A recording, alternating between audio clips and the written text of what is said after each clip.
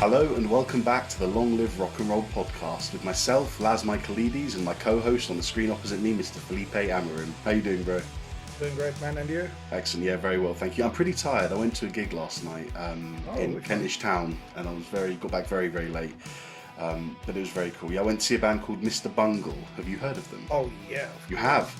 Yeah. Excellent. I've been into them in recent months. My best mate, they're his favourite band. And he's gotten me into them over the last year or so. But yeah, they haven't played. It was amazing, yeah. But they haven't played in England since the 1990s. So it was special. First time in 20 years back in the UK. So yeah, really amazing gig. But yeah.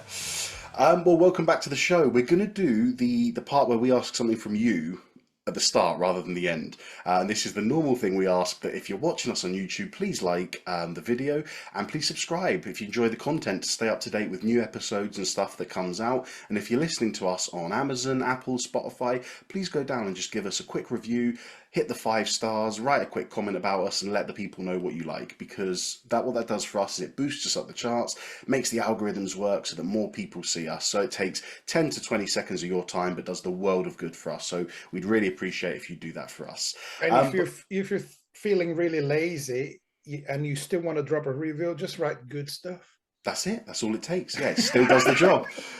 Now, talking of good stuff, we are going to talk about some covers today in our part 4 of our covers versus originals series, where we take an original song, we take a cover of the song, and we discuss it and decide which is better. It's obviously all in good taste. Our opinions are not final, and we love it if you disagree with us, so just make sure you let us know what you think about our comments in the comments section if you're on YouTube. And what we're doing is we're tallying the scores up of what we've done, haven't we? Of whether we think the cover's better or the original. And the scores going into this episode is covers 14, originals 10. So the covers are edging it, yeah. Really? And we've got 3 songs to analyse and discuss today. We've got 1 song from Felipe, 1 song from myself, and 1 song from one of our listeners, who I'm really ashamed to say, I don't remember who it was. It might be Dom. So Dom, if you're listening, I think this is yours. So should we start off with the first song? Yes. Excellent. So the first song is Felipe's choice of Hound Dog by Elvis Presley. So, yeah, the original was done by Big Mama Thornton, released in 1952, and Elvis covered it 4 years later. And it's a very famous song. I'm sure you all know it. But if you don't, any song we mention will be in the playlist, which you can find at the bottom of the show notes, which we have the cover and the original and any other song we mention. So, Felipe, please crack on, man. Do you know what? First, tell us why this song, and then tell us your thoughts on the cover. Maybe because I've played it a million times, and every time someone says, "Oh, let's do Hound Dog," and I'm like, "Which version of it?" Because everyone has done it, and it's a phenomenal blues classic, really, isn't it? It's one of those mandatory songs if you want to play blues and rock and roll, and or if you want to understand the style, so you got to know the song is well, the king himself decided to record it, so that's yeah, that's a reason for you to listen to it. Although, of course, Elvis was famous for recording other people's stuff. He wasn't a songwriter, he was an interpreter. He would go after the best possible songs, and this song was already a hit. People loved it, but he made it even bigger and more famous. What struck me about the listening to the original was how different it was from the how different it was from the cover, because Elvis's version is the one that myself and I'm sure many of you guys have heard first off. But when I went, and it's so obviously rock and roll, isn't it? It's straight. It's just it's straight. It's energetic. It's got Elvis's sort of characteristic vocal style. But when I went to listen to the original, I did not expect to hear the swing. Yeah. Oh, well, sorry. Quickly, by the way, I think we've put 2 of Big Mama Thornton's songs in the playlist. Now, I think the one that's 2 minutes 52 seconds long, I think that's the original. But as we know from those times, an artist might record 2 songs. There might be 2 different sessions. And I think she probably re-recorded it after Elvis made it more famous. I think that was it. Possibly, yeah. So you've Yeah. got So two so she yeah. versions of Big Mama Thornton's. We're going with the 2 minutes 52 seconds one as the original. I think I've done some reading, and that's the one. But Yeah, sorry, so Felipe, please yeah, carry on. short story on that one. So that song wasn't written by Big Mama herself, but the songwriters who wrote the song for her, they met her, say we want to work with you, write songs for you to sing, and they wrote that song specifically for her, thinking of her. They looked at her and said, "Well, you look like someone who can get really mad when someone upsets you. You look like a really strong character, and you look like someone who'd say you're nothing but a motherfucker." But so we're not going to say that. So we're going to put hound dog instead. And they wrote the song trying to sound like trying to say the words that she would say to a man when she gets really upset. So it was written specifically for her, and she has the angry kind of vocals that suits the song perfectly, and I really dig her version. I think it's just so.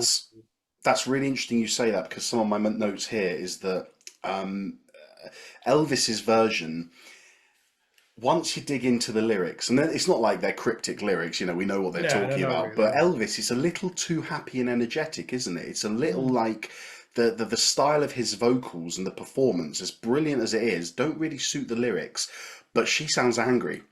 She sounds pissed off, doesn't she? And I think the styles is much more fitting to the lyrics in the original. Yeah, I think with Elvis, it sounds more like a piss take, isn't it? It's like it sounds more like funny, and it's more I don't know, more comic in a certain way.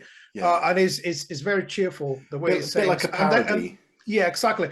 And it swings in a certain in a very predictable way. Let's put it like that. The groove is really steady. The band is doing a great job, of course. And they play it. There's a really loud, the snare drum fill at the end of every verse, leading to the next one. So there's this drum fill, stop, start again. I would say that his version is kind of predictable in a good way. It's well done, well arranged, and it's clearly designed to be a hit.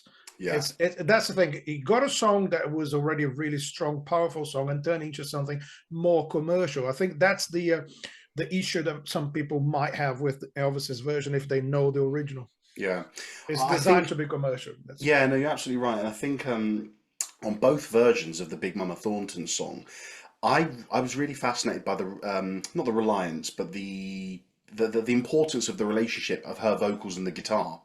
Yeah. Because in both of her versions, there's a sort of guitar solo. One of them, there's a call and response at the beginning, and then a solo in both of them. And I loved it. I just felt like it was a bit of a back and forth. It felt more personal, and the whole recording as well. The claps in the version, the swing, the vocals, definitely bluesy, and just the way that she worked with the guitar, I thought was a really nice,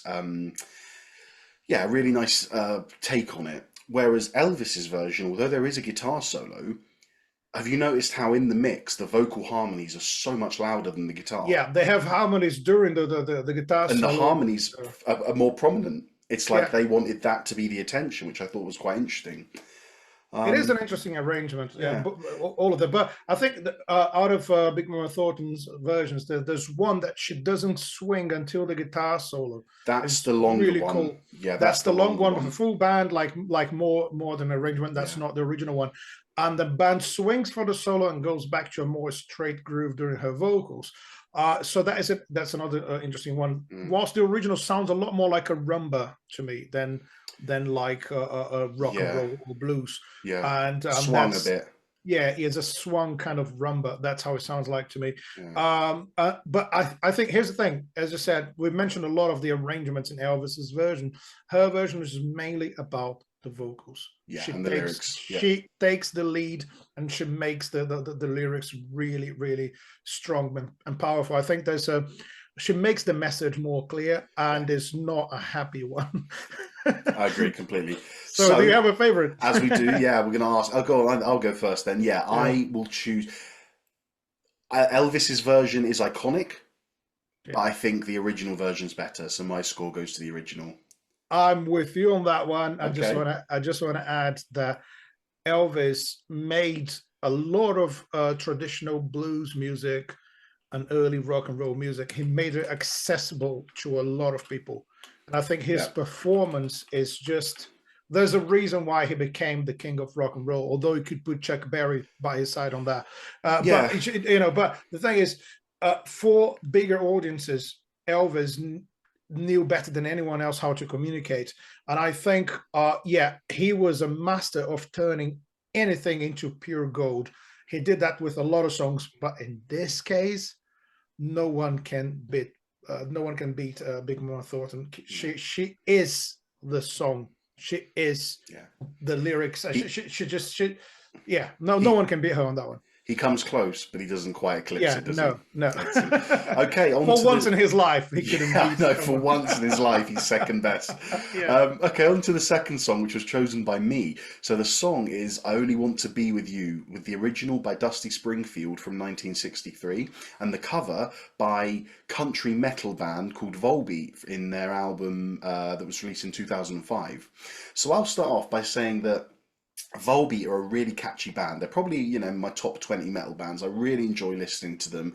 They have this habit of, they mix some very heavy, almost thrash metal riffs with country singing. And someone, or I say someone, it's not like only one person has done it, a section of the internet call them Elvis metal because there are a few songs they do. For those not watching, Felipe almost spat his drink out when he heard the word Elvis metal. But yeah, and they do that. Go and listen to songs like Sad Man's Tongue, $16. They've got stuff that's much more focused than just metal. And when I say metal music, but with the same kind of vocals, but they do sort of really add in that country twang. So when I heard this, I found it really interesting because the covers they do are normally country covers, but they kind of went for like a 60s pop thing. So when I heard it, a few things that really interested me. The catchy riff in the intro, they actually gave it a riff. Dusty doesn't have a riff because pop music in the 60s, it would be like, right, 10-second intro, let's get straight into the verse, or start off with a chorus. But they've done that that I found really catchy, and it gave their cover a personality right from the get-go. I thought it was short and sweet and does a great job at metaling up the song while still paying homage to the original. Yeah, I love that. I love that. It's a double kick drum going on on the chorus. It gets quite heavy. Yeah, to be fair, I knew the original and I've listened to it again. And Dusty Springfield, she's got something interesting because she sounds very American, right? I'm not talking about the accent. I'm talking about the music style, really. Mm-hmm. And it's the sort of stuff that was being played by American artists at the time, and she was probably the best female British singer in that genre. And her song made it. That song made it to number 4, I think, in the charts. Did really well. Yeah, and it was her debut. And first single did really well, made her name. But it's just. I wouldn't imagine that song played heavy, but a lot of bands have been doing this, recording stuff in a heavy way. But as soon as the riff starts, I don't know what to say about that one. It's just like it has nothing to do. I loved it. Oh, okay. Nothing. It's so far from the original that could have been a disaster, but it's not. And I think they clearly don't take themselves too seriously, right? So they're a fun band. They enjoy what they do. They write heavy. Like when I say heavy metal, I mean heavy music. But he has fun over it. 99% of the vocals is him singing in that same tone. They love melodies. I think that's what makes it special to me, and I think, the vocals remind me of Ozzy Osbourne a lot. His solo stuff. That's I don't know really what it is, but it does remind me of him. I never thought of that, but now that you've said it, I can see where you're coming from. Can't tell exactly what it is, but it does remind me of Ozzy. The production is great. The sounds are great. Everything. Yeah, I was going to say that the music is simple enough in terms of metal, but it's simple enough that it works for the style of song they're covering. Yeah. And I think his vocals have enough passion and emotion in them to convey the message of the song. Yeah. And here's my point. Do you know what? I'll say that after, actually. The intro of the song, didn't that just give you Motown vibes? It does. with Yeah. the drumming, dun, dun, Yeah. dun, dun, dun, and then Yeah. the horns as well with that little Yeah. melody. Yeah. But I think Dusty's song has such a That's what's fantastic. American about it. Yeah. Yes, absolutely, yeah. The original has a fantastic way of just sprinkling in little textures Yeah. that are so subtle. In the intro, the horns, Yeah. and in the bridge, the violins. And then Yes. later on in the solo set, there's a solo violin section. And I find that they're not too loud. They're not taking over the song. It's not what your attention's meant to be on, but it really does give off that Motown vibe that I really loved and really enjoyed. Yeah, it's great, and she's got the perfect voice for that genre. And Well, yeah, you said that, and this is my final point about this was that, and this will actually go towards the decision I make.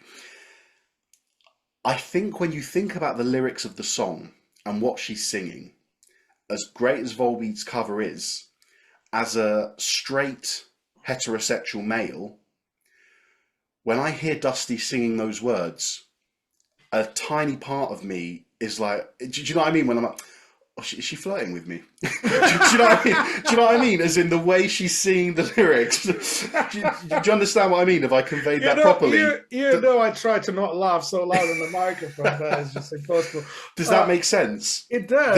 That she is an attractive pop star woman singing lyrics to me that are kind of almost like enticing me in, being like, well, hold on, I didn't think I was attracted to you, but now, like just because of the way she's singing. And I think like that plays a personal part. thing, isn't it? But that's what pop music. You think about the Beatles, singing about, and all those teenage girls back in the '60s who would scream and faint because they thought that the Beatles were singing each line to them. And it's almost like the reverse of this with Dusty Springfield. And maybe there's something about her look as well that makes you feel like she's a nice person and she would approach you and talk nice to you person, attractive, lovely singing voice, and the lyrics as well. It just, you know what, there's something that she gets an extra point because she's kind of, I'll use the word again, flirting with a listener. Just flirting with the listener. Exactly. She does it really well. Yeah. Excellent. Go on then. So give us your choice. What was your favourite? So my favourite was the cover. Wow. Okay. Awesome. I'm really surprised, but I'm brilliant. Okay, well, my favourite was the original. I love the Motown vibe we get. I love the horns and the violins. They bring such a lovely additional texture that you don't think it needs until you imagine the song without it. But I must say, I think Volbeat have done a fantastic cover as well. Really good. Very close. I had to say, I love the song, so obviously. Oh, it's lovely, isn't it? Yeah. It's just the cover was so different. And so when they started, I said, there's no way you're going to do this to this song. It's going to just sound awful when I heard the riff. They do it justice. And then when the vocal starts, you think, okay, you're not taking yourself seriously. You're just having a laugh. Yeah. So they made me have a laugh. Yeah. So that's why I enjoyed it. It made my day listen to that song. Excellent stuff. Okay, on to the final one for this episode. Now we have the song Simple Man, covered by Deftones on their cover album in 2011, and originally done by Lynyrd Skynyrd in 1973 from the album pronounced Lynyrd Skynyrd. And this was the one that one of our listeners chose. So do you want to kick off, Felipe? What are your thoughts on it? Pick one and then say your thoughts. Well, they, until the vocal starts, they pretty much sound the same, right? You might agree with me. Agreed. The tempo is the same. I'm not quite sure about the key. It's the same. Same key. The production is a bit different, but the guitar vibes and the drum fills are pretty much the same. The solo is pretty much identical, so they didn't change much. They tried to stay loyal to the arrangements. It's very close, isn't it? It's very similar. Very, very close. It's like I actually like covers when people don't try to change much, because if you try too hard, you might make something make it sound too different and sometimes unpleasant. Agreed. But when you try to sound the same, you will sound different, because no musician can play exactly like another musician. Yeah. And even down to things like technological advancements. So, sorry, just to make a point, did you have something else to say? Well, just say it. No, I was just going to say that in terms of technological advancements, I think that the production of Deftones, the overproduction of it compared to 1973 is what does it a disservice. there's a bit too much effects on the vocals. The Yeah, guitars are so produced that when he's playing the verse in Lynyrd Skynyrd, you can hear every note he's picking. And yeah. in Deftones, it's a bit more subdued because Yeah, of the production on the guitar, on the bass. So I think technology's actually taken away from a song on this point. it does sometimes. Modern recordings have a lot of compression because everything needs to sound the same. That's the concept. And I think the only thing that is actually played or executed in a different way is the vocals, isn't it? Everything else is kind of trying to be like the original. The singer does his own take on it. I think I wouldn't go that far in changing a vocal line of a song the way it does. I think that's you got to be a good singer to do something like that, and you got to be really self-confident to perform a classic tune like that in a different way. Sounds Yeah, darker to me than the original. I just, I, Sounds sad and dark, whilst the original for me is a little bit more optimistic. and hopeful. Yeah, I Yeah. think what confused me most in regards to the point you've just made is if the rest of the song and the rest of the instruments, they've made a point of keeping it really similar, why change the final aspect? Maybe that was the point. If they changed everything, it would be too much. And they said, what if we just play like Lynyrd Skynyrd and have our singer doing his thing on Yeah, top of it? You interesting. know, you never know. But I like the fact that he tried to do his own thing, and he is not trying to copy someone else's voice because that is Yeah, really bad. and the I voice. enjoyed it. Yeah, and then the voice is always the personality of the band, Yeah, the strongest one because it's the yeah. one that listeners resonate with most. You know. Yeah, and again, everyone can relate to that kind of songs. A lot to do with family relationships. There's a lot to do with, you know, growing up and learn from your mum or from your dad and learn how to be a good person. Yeah. Basically, it's a really beautiful story, really is. Mm, And apparently, the song was written in 1 hour only. The guitarist and the singer were talking about one has lost his mum, the other one has lost his grandmother, ah, and they wrote the song about the importance of those women in their lives and how they've learned from them. So it's really beautiful. But then if you want to do your take on Lynyrd Skynyrd again, you you're touching a territory that's not really easy. They're such an American institution, are they? Like they represent a lot of that culture, a lot of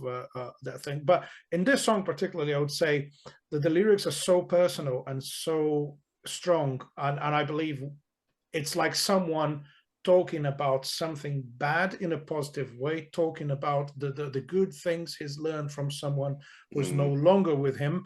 And I think it's really hard to interpret that, even if you've been through the same sort of stuff. Do So you feel the cover loses that a bit? I think the cover loses that because the cover made me sad, whilst the original makes me hopeful. That's really, really interesting. That's what I would say. That's a great point. I didn't even consider it like that, but you're actually right. Yeah, great point, man. Just a few other points I wanted to say. What have I got here? Right, I think Deftones actually did a really good job in transferring it stylistically. I Mhm. think if you hadn't heard the original, you would assume that it's a hard rock slash metal song and not a country rock song. Do you know what I mean? There are Yeah. some songs that are banned. Let's take Zeppelin for example. I think in a song in an album like Led Zeppelin 2, it's very easy to hear that A Whole Lot of Love is an original. What is and What Should Never Be is an original. Then you get to like Bring It On Home and the Lemon Song, and you're like, okay, there's something here that has essences of what came before. Yeah. But Deftones have done a really good job to make it sound, even though they haven't changed much, and maybe this is where the production was a positive thing. Yeah, It because sounds you can metal. play in this. Yeah, you can play in the same way without sounding just like the Yeah. original. Yeah.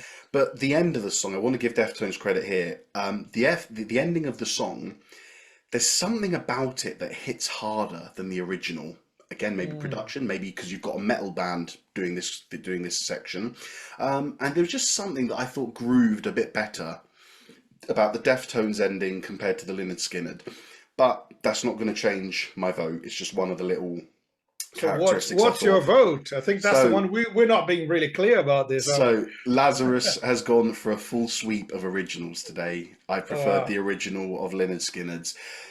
There is something about the rawness of it, the way that the vocal delivery, the minimal production for the time, the fact that you can hear every note he picks on the guitar. That's a massive important factor to me, because I can imagine a man, as you said, sitting there talking about the loss of his mother, picking that guitar and singing it out. Whereas I know, and I don't know, again, I don't know if the Lynyrd Skynyrd singer played guitar, but I do know that Deftones have a guitarist and they have a singer. So I know that the Deftones singer isn't there playing the guitar. It's the same with so Lynyrd Skynyrd have a singer, singing who doesn't play guitar. Singers, yeah. Okay, I don't think so he was playing this song. That doesn't actually matter to my point, because I can still imagine one man singing and playing. It does sound like singer-songwriter kind of stuff. That's the personality that the song of the original pulls out. And I think the Deftones did a great job. Like I said, I thought that ending grooved really nicely, and the ending hit harder than the Lynyrd Skynyrd one. But as a full piece, I think Lynyrd Skynyrd gets my vote. What about you? Yeah, Lynyrd Skynyrd as well. Yeah, for just because it's a lovely sunny day today, and I'd rather be hopeful than sad. So that's so sweet. Excellent. Well, this is really interesting, actually, because we've come to the end of the episode now. We've done our 3 covers, and going into it, it was covers 14, originals 10. Going out of it, going into part 5, it's covers 15, originals 15. Oh, so the score's now balanced. So that's great. The age-old question of what's better, the cover of the original. We've done 4 episodes now, and we're actually stuck, which is really good, because it just means we've got to do more episodes. Exactly. We have to get to the point when we analysed about 100 songs, then you can actually have a fair score, and you can say if normally covers are better than the original. We're still early in the process. Let's put it that way. Really early. Anyway. And thanks to everyone who collaborated with suggestions. We're always taking suggestions and always using them in the show. And we've still got loads more. So if you want to stay up to date with our stuff, I already said, like and subscribe on YouTube and follow us on the Apple and Spotify stuff. But we're also on Facebook and Instagram. We're not doing a lot there. We're just posting when the episodes come out, so you guys are informed about it. However, on Instagram, we do some stories, so make sure you follow us there, and it will include things like tell us what covers you want us to talk about, because we did that a few weeks ago and we got loads of replies, and that's all gone into a playlist. So when we do these episodes, Felipe chooses one, I choose one, and then we take one of our listeners as well. So if you want to get one of your favourite covers in on the show, make sure you let us know. You can either message us, email us, or keep an eye out on our stories for when we ask the question again. But thank you very much for joining us. I did all the terms and conditions at the start. Please like, subscribe, and give us the review and everything. It does us the world of good. I'll say it again, 20 seconds of your time, but really, really means that we'd really appreciate it. So thank you. Stick around, keep up to date with our stuff, and we'll see you next time. Yeah, guys, thanks for being with us one more time. Keep on rocking, everyone, and don't do anything I wouldn't do. And as usual, take care and long live rock and roll.